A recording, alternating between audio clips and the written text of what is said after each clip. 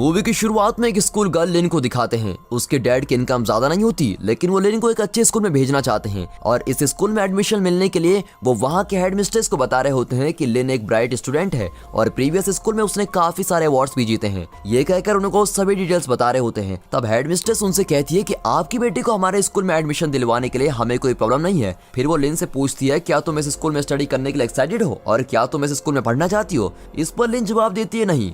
तब head mistress पूछती है, क्यों नहीं पढ़ना है? क्या ये स्कूल तुमको खराब लगता है? अब लिन जवाब देती है, नहीं, वो बात नहीं है। मेरे डैड की इनकम बहुत कम है और वो बहुत मेहनत करके कमाते हैं। अगर मैं इस स्कूल में पढ़ूंगी तो लगभग साल में 1.5 लाख रुपए खर्च हो जाएंगे। तब हेड मिस्ट्रेस कहती है, नहीं, 1.5 लाख नहीं, स्कूल की फीस करीबन 1,20,000 है।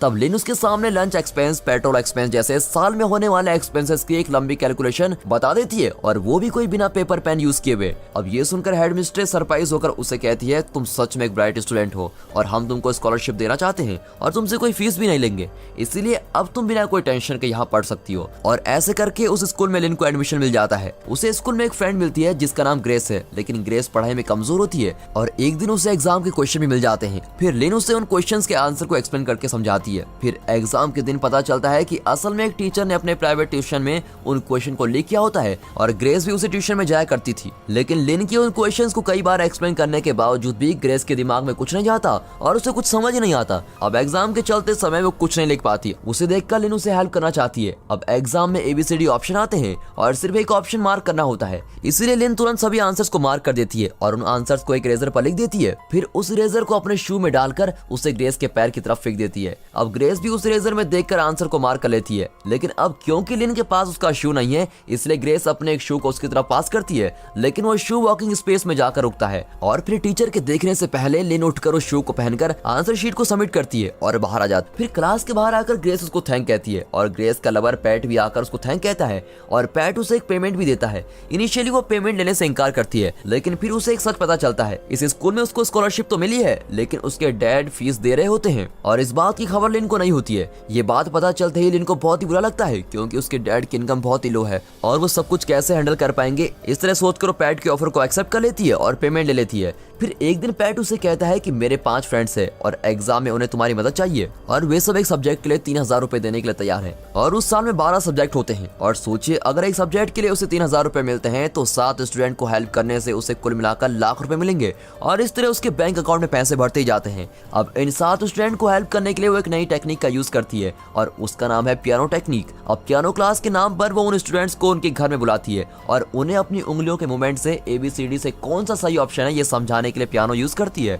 और इस प्लान के मुताबिक एग्जाम के दिन उन सभी को लिन के फिंगर के मूवमेंट्स को यूज करके सही आंसर को मार्क करना होगा। अब एग्जाम में पास आ जाता है। तब उसी स्कूल को बैंक नाम का एक नया स्टूडेंट ज्वाइन करता है और वो भी पढ़ाई में बहुत ही अच्छा होता है। तब उसका फ्रेंड उसे कहता है कि तुम एग्जाम में मुझे अपनी आंसर शीट दिखाओ, मैं तुमको एक सब्जेक्ट के लिए 3,000 रुपए दूंगा, लेकिन इसके लिए बैंक मना करके चला जाता है। अब इस स्टूडेंट ने ऑलरेडी लिन को पैसे दिए होते हैं, लेकिन उसको फिंगर मूवमेंट का फंडा समझ ही नहीं आता और इसीलिए वो बैंक से हेल्प मांगता है। अब बैंक के मना करने के बाद उसके पास एक ही ऑप्शन बचता है और वो ये है कि लिन के फिंगर मूवमेंट से उसको आंसर पहचानने होंगे और ये सब बैंक को पता चलता है। अब एग्जाम के समय टीचर कहती है कि इस साल क्वेश्चन 2 सेट्स में आएंगे, तुम में से किसी को सेट A का क्वेश्चन मिलेगा और किसी को सेट B क्वेश्चन मिल सकते हैं और इससे सभी स्टूडेंट्स बिल्कुल चौंक जाते हैं। असल में लिन को सेट B क्वेश्चन मिलता है और वो इशारे से कहती है कि अब वो सेट B के आंसर्स को बताने वाली है और स्टूडेंट्स भी सेट B के आंसर्स को लिन के फिंगर मूवमेंट्स को देखकर मार्क कर लेते हैं और उस ग्रुप के सभी स्टूडेंट्स एक साथ आंसर शीट को सबमिट कर लेते हैं। अब टीचर के सामने कई स्टूडेंट होते हैं तो लिन तुरंत उसके बगल में बैठे हुए स्टूडेंट का क्वेश्चन शीट ले लेती है, क्योंकि उसे सेट A के क्वेश्चन मिले होते हैं और वो अपनी आंसर शीट उसको देती है।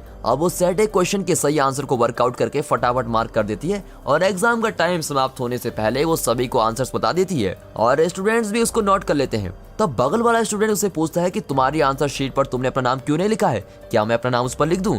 तब लिन कहती है, नहीं, उसे ब्लैंक ही रहने दो और एग्जाम भी समाप्त होता है और टीचर उनसे आंसर शीट्स कलेक्ट करते हैं।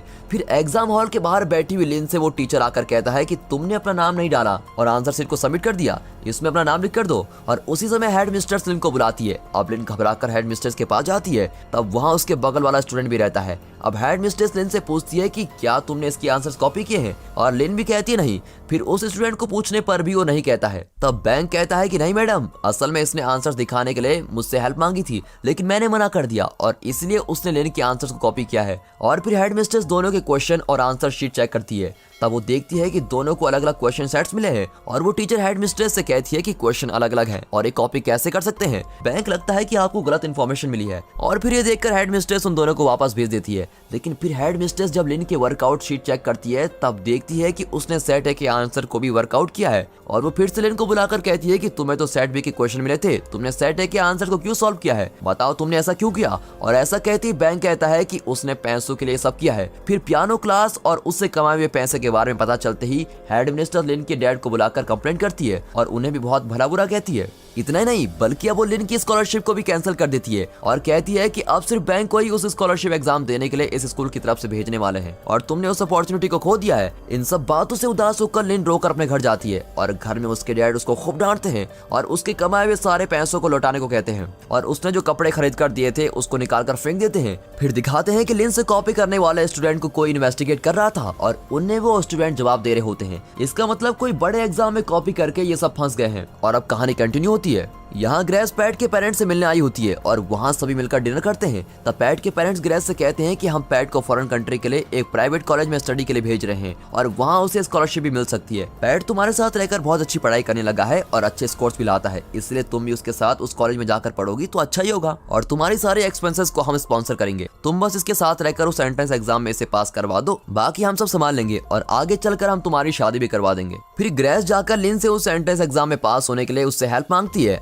और उस बड़े एंट्रेंस एग्जाम में चीट करना बिल्कुल भी मुमकिन नहीं होता, इसलिए लिन पहले उसे मना कर देती है। लेकिन कुछ समय बाद वो मान जाती है क्योंकि उसने एक बहुत ही अच्छा तरीका सोचा होता है और वो ये है कि इस एंट्रेंस एग्जाम को वर्ल्ड के सारे कंट्रीज के स्टूडेंट्स एक ही टाइम पर लिखेंगे। लेकिन वर्ल्ड की सभी कंट्रीज अलग अलग टाइम जोन्स में हैं और टाइम जोन के हिसाब से देखा जाए तो इस एग्जाम को ऑस्ट्रेलिया के सिडनी सेंटर में सबसे पहले स्टार्ट किया जाएगा और इनके थाईलैंड सेंटर में स्टार्ट होने के 4 घंटे पहले ही सिडनी में एग्जाम स्टार्ट हो जाएगा। तो लिन उनसे कहती है कि मैं सिडनी में जाकर एग्जाम दूंगी और वहां से उन आंसर्स को मेमोराइज करके फोन में टाइप करके आप लोगों को भेज दूंगी। लेकिन उन आंसर्स को वो स्टूडेंट मेमोराइज नहीं कर सकते, इसलिए वो उसके लिए एक और आइडिया बनाती है और वो एक पेंसिल के बारकोड के जरिए आंसर्स को बताने का प्लान बनाती है। यानी कि पेंसिल में जो बारकोड होता है उसमें से सेट ए ऑप्शन के लिए सबसे थिक लाइन होगी, बी की लाइन ए से कम और सी की लाइन और भी कम थिकनेस की और डी की सबसे स्लिम लाइन होगी। वो कहती है कि इस तरह के बारकोड लगाए हुए पेंसिल्स को रेडी करने पर तुम लोग उस एग्जाम में इजीली सही आंसर्स मार्क कर पाओगे। फिर वो कहती है कि इसके लिए तुम जितने हो सके उतने क्लाइंट्स को ऐड करते जाओ, इससे मिलने वाले टोटल पेमेंट में से तुम दोनों को भी शेयर मिल जाएगा। लेकिन इसमें प्रॉब्लम यह है कि सारे आंसर को पहले मार्क करके फिर उनको मॉकअप करके मोबाइल में टाइप करके भेजना होगा और इन सब के लिए वो एग्जाम टाइम काफी नहीं होगा। इसीलिए इन आंसर्स को मॉकअप करने के लिए मुझे एक और जीनियस की जरूरत है और ये सिर्फ बैंक ही कर सकता है। मैं एग्जाम के आधे आंसर्स को मेमोराइज कर लूंगी और बैंक बाकी के आधे आंसर्स को मॉकअप करके तुम्हें भेज देगा और पैसे का कुछ हिस्सा हम उसको भी दे देंगे। लेकिन इसके लिए अगर बैंक राजी होता है तो ही प्लान एग्जीक्यूट हो सकता है, वरना इस प्लान को कैंसिल करना होगा। इस तरह वो कैजुअली बोल देती है। अगले दिन बैंक के स्कॉलरशिप एग्जाम का डेट आता है और तब एक ग्रुप आकर उसको खूब मारता है और एक गार्बेज एरिया में डंप कर देता है और इस वजह से वो स्कॉलरशिप एग्जाम देने की अपॉर्चुनिटी को खो देता है। असल में बैंक की मां लॉन्ड्री का काम करके बड़ी मेहनत से बैंक को पढ़ा रही होती है और बैंक उसकी मां के लिए ही अच्छी पढ़ाई करके आगे बढ़ना चाहता है, लेकिन उसके वो चांसेस मिस हो जाते हैं और ये सोचकर वो बड़ा ही उदास रहता है। उस समय लिन बैंक से मिलने आती है और कहती है सॉरी तुम उस एंट्रेंस एग्जाम को नहीं दे पाए, लेकिन तुम हिम्मत मत हारो, अभी तुम अच्छे पैसे कमा सकते हो और फिर एक प्राइवेट कॉलेज में जाकर स्टडी कंटिन्यू कर सकते हो और अगर तुम इंटरेस्टेड हो तो इस एड्रेस पर आ जाना। और वो भी उस एड्रेस पर पहुंच जाता है और वहां जाने पर लिन उसे A to Z सभी चीजें बता देती है। तब बैंक अपने शेयर के बारे में पूछता है और लिन उसको कहती है कि तुम्हें 10 लाख रुपए मिलेंगे। फिर वो लिन से पूछता है कि तुम्हारा शेयर कितना है। लिन कहती है कि मेरा शेयर 20 लाख है और ये सुनते ही बैंक चौंक जाता है। अब वो प्रैक्टिकली हर चीज को प्लान करना शुरू करते हैं, यानी कि कैसे बात करनी है, कैसे एग्जाम लिखना है और इस तरह की बातें पहले से प्लान करके प्रिपेयर रखते हैं। और इतना ही नहीं बल्कि अगर एग्जाम में चीटिंग करते हुए पकड़े गए तो उन्हें क्या जवाब देना होगा और कैसे एक्टिंग करनी है, ये सब बातें वो रिहर्सल करते हैं। अब वे कई बार पकड़े जाने पर क्या करना है इसकी प्रैक्टिस करते रहते हैं। अगर लिन पकड़ी जाती है तो उसको क्या जवाब देना होगा ये भी प्रैक्टिस करते हैं। फिर लिन पैट से पूछती है कि अगर बैंक पकड़ा गया तो तुम क्या जवाब दोगे। तब पैट एक्टिंग करते हुए कहता है कि नहीं, असल में मेरी और उसकी नहीं बनती, इसलिए वो झूठ कह रहा है और इस तरह बैंक के बारे में गलत बातें बोल देता है। तब उसी फ्लो में वो कह देता है कि बैंक को किसी ने मारकर गार्बेज में फेंक दिया था। अब ये सुनकर बैंक गुस्से में आकर पैट से लड़ाई करने आता है क्योंकि असल में गुंडों को भेजकर बैंक को मारने का काम पैट ने किया था। और ये बात बैंक ने पहचान ली, क्योंकि बैंक ने सबको बताया होता है कि किसी ने उसको मारा था और इसीलिए वो एग्जाम नहीं दे पाया। लेकिन उसने गार्बेज वाली बात किसी को नहीं बताई थी कि उसको गार्बेज में फेंक दिया था। और ये सब समझते ही बैंक बहुत गुस्सा हो जाता है। तब लिन कहती है कि मुझे इस बारे में कुछ नहीं पता, लेकिन बैंक उस पर विश्वास नहीं करता और वो वहां से चला जाता है। फिर वो खुद ही लिन से मिलने आता है और कहता है जो हो गया सो हो गया, मुझे अब पैसे चाहिए, लेकिन हमें ये चीटिंग करनी होगी। फिर वे दोनों अच्छी तरह से पढ़ाई करते हैं और ऑस्ट्रेलिया के सिडनी सिटी में जाते हैं। अब उस एग्जाम में 4 सेक्शन होते हैं और पहले सेक्शन को 45 मिनट में कंप्लीट करना होगा। उस 45 मिनट में सारे सही आंसर्स को मार्क करके उन्हें दोनों मगअप कर लेते हैं। फिर उसके बाद जो 10 मिनट का ब्रेक मिलता है, उस ब्रेक में दोनों बाथरूम में जाते हैं और उनके फोन्स को उन्होंने एक प्लास्टिक कवर में रैप करके बाथरूम का फ्लश टैंक में डाला होता है। अब बाथरूम में जाते ही उस फोन को निकाल कर लिन सारे आंसर्स को टाइप करके भेज देती है, लेकिन बैंक आंसर्स नहीं भेजता, बल्कि वो उस व्हाट्सएप ग्रुप में मैसेज करता है कि मुझे एक्स्ट्रा 10 लाख रुपए देने पड़ेंगे तुम्हें और फिर ही मैं तुम्हें आंसर भेजूंगा। और ऐसी सिचुएशन में जब वो ऐसी धमकी देता है तो सारे स्टूडेंट्स टेंशन में आ जाते हैं। और इतना ही नहीं, वो तुरंत उन्हें पैसे भेजने को कहता है। और तब एक स्टूडेंट मैसेज करती है कि मेरे पास अभी सिर्फ 4 लाख रुपए हैं और वो पैसे मैं तुम्हें भेजती हूँ, तुम प्लीज आंसर भेज दो। फिर वो पैसे मिलने पर आंसर को टाइप करके भेज देता है। और यहाँ ये दोनों पेंसिल को रेडी करने से लेकर उन पर आंसर्स के लेबल बनाकर स्टिक करना और उन पेंसिल को एग्जाम देने वाले स्टूडेंट तक पहुंचाना, ये सब काम को फटाफट निपटाते हैं। और इतना ही नहीं, उन स्टूडेंट्स को एग्जाम हॉल तक पहुंचाने के लिए बाइक ड्राइवर्स को भी रख लेते हैं। अब इस तरह से यहाँ सभी स्टूडेंट्स पूरी तैयारी के साथ रहते हैं। अब सिडनी में ये दोनों सेक्शन 1 के आंसर को भेजकर वापस आकर नेक्स्ट सेक्शन के एग्जाम को लिखते हैं। फिर उस एग्जाम के ब्रेक में फिर से बाथरूम में जाकर आंसर्स को टाइप करके भेजते हैं। लेकिन इस समय बैंक फंस जाता है। वो बहुत देर तक बाथरूम में होता है, जिसे सुपरवाइजर हायर स्टाफ को कंप्लेंट कर देता है और उस एग्जाम का काउंसलर वहां आता है। फिर वो डोर नॉक करते हुए उसे कहता है कि तुम अब डोर ओपन नहीं करोगे तो मैं डोर तोड़ दूंगा और अंदर आ जाऊंगा। और ऐसे घबरा देने वाले सिचुएशन पर भी वो सारे आंसर्स को भेज देता है और फटाफट सारे मोबाइल की हिस्ट्री को डिलीट कर देता है। फिर फ्लश टैंक के लिड को ओपन करते ही वो नीचे गिरकर टूट जाता है और इसका एक पीस बाहर जाकर उस काउंसलर के पास गिरता है और इससे उन्हें शक होने लगता है। अब वो फोन को टॉयलेट में डालकर फ्लश करने की कोशिश करता है, लेकिन वो ठीक तरह से फ्लश नहीं होता। अब तक काउंसलर दरवाजे को तोड़कर अंदर आ जाता है और बैंक को चीटिंग करते हुए पकड़ लेता है। यहाँ लिन भी सभी आंसर को भेज देती है, लेकिन उस फोन को वापस रखने का समय नहीं होता, क्योंकि इसके बाथरूम के बाहर भी एक सुपरवाइजर उसको बाहर आने के लिए कह रही होती है। इसलिए वो झट से फोन को अपने शू के अंदर रखकर बाहर आ जाती है। अब वो सोचती है कि एग्जाम हॉल के अंदर जाने से पहले चेकिंग होगी, तो अगर चेकिंग हो गई तो वो पकड़ी जाएगी। इसलिए वो ड्रिंकिंग वाटर के मशीन के एक गैप में उस फोन को छिपा देती है और पानी पीकर वहाँ एग्जाम हॉल में जाकर बैठ जाती है। वाह क्या दिमाग है। अब इस एग्जाम के आखिरी सेक्शन यानी सेक्शन 4 के आंसर्स लिखने होते हैं।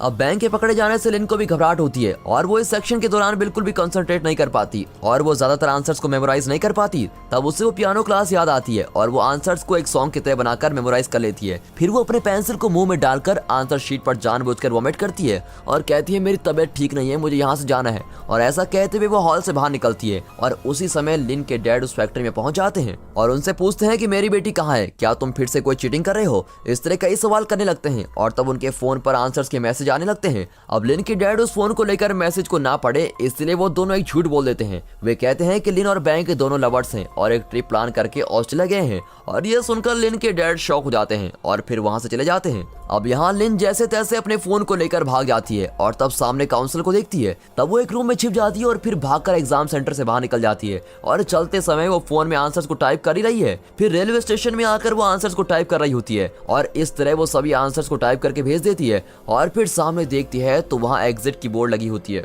अब पीछे से उसे काउंसलर भी फॉलो करते हुए आ रहा होता है। तब फिर से वो एक कमाल का प्लान बनाती है। वो पास में होने वाले एक फूड मशीन में से कुछ कॉइंस डालकर खाने का आइटम निकालती है और एक साथ मुंह में ठूस लेती है और मोबाइल को उसके बगल में बैठी एक लेडी के बैग में डाल देती है। फिर काउंसलर उसके पास आता है तो वो सामने वॉमिट कर देती है और वो उसको कहती है कि मेरी तबीयत खराब है, इसलिए मैं वहां से तेजी से भाग गई थी क्योंकि मुझे फटाफट घर जाना है। तो अब उसके भागने का रीजन भी वैलिड है और उसके पास मोबाइल भी नहीं है। इसका मतलब अब उस पर कोई भी शक नहीं कर सकता। लेकिन अपने आंसर शीट में वॉमिट करने से वो उस एग्जाम में पास नहीं हो सकती क्योंकि उसकी आंसर शीट खराब हो गई है। फिर यहाँ ये दोनों उन पेंसिल्स को रेडी करते हैं और आंसर्स के लेवल को बनाकर उसमें फटाफट स्टिक कर देते हैं। फिर वे स्टूडेंट्स अपने अपने ड्राइवर्स के साथ उस एग्जाम हॉल में पहुंच जाते हैं और सभी स्टूडेंट्स उस एग्जाम को कंप्लीट कर देते हैं। फिर लिन अकेली एयरपोर्ट में आकर उतरती है और वो उनसे अपने आंसर शीट के खराब खराब होने के बारे में बताती है और बैंक के फंस जाने के बारे में बताती है। और वो कहती है कि बैंक ने पूरा ब्लेम खुद पर ही लिया है और उसने हम में से किसी का भी नाम नहीं लिया है, इसलिए तुम सेफ हो। लेकिन बैंक को अब ब्लैकलिस्ट कर दिया गया है और वो इस एंट्रेंस एग्जाम को फ्यूचर में कभी भी नहीं दे पाएगा। और ये कहकर वो बड़ी सैड हो जाती है। तब उसके सामने उसके डैड आकर खड़े हो जाते हैं और उसको घूरते हुए पूछते हैं